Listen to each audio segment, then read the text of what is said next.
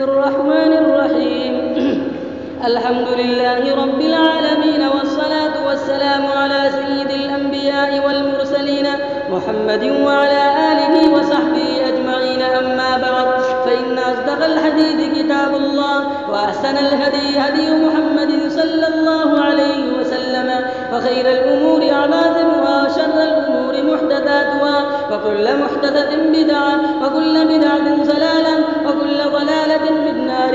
وبالسند المتصل منا إلى الشيخ الإمام الهمام العابد الحجة أمير المؤمنين أبي عبد الله محمد بن إسماعيل بن إبراهيم بن المغيرة بن بردزبة الجعفي اليماني البخاري رحمه الله تعالى. اللهم انفعنا وارفعنا بعلومه وعلومكم أجمعين، آمين يا رب العالمين.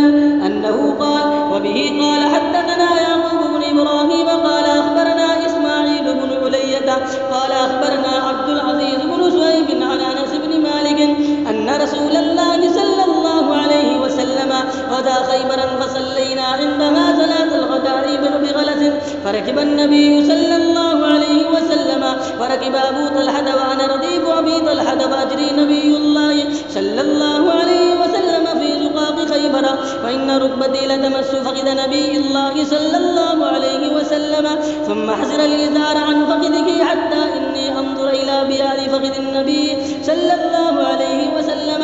فلما دخل القرية قال: الله أكبر، خربت خيبر، إنا إذا نزلنا بساعة قوم فساء صباح المنذرين.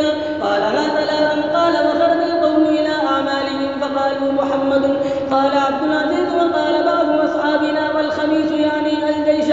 قال: فأصبنا ماء وجمع السبي وجاء دحية، فقال: يا نبي الله أعطيني جارية من السبي. فقال: إذا فخذ جارية، فأخذ صبية بنت حيي. فجاء رجل إلى النبي صلى الله عليه وسلم فقال: يا نبي الله أعطيت دحية صبية بنت حيي سيدة قريظة والنذير لا تسلم إلا لك.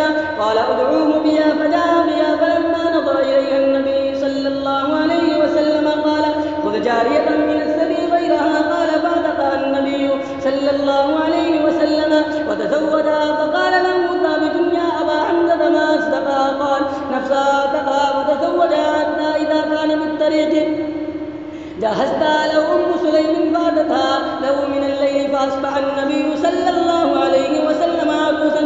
فقال: من كان عنده شيء فليجئ به، وبسط نطعا، فجعل الرجل يجيء بالتمر، وجعل الرجل يجيء بالثمر. فقال: واسبوا قد ذكر السبي. فقال: فعاسوا عيدا، فكانت وليمة رسول الله صلى الله عليه وسلم. باب في كم تصلى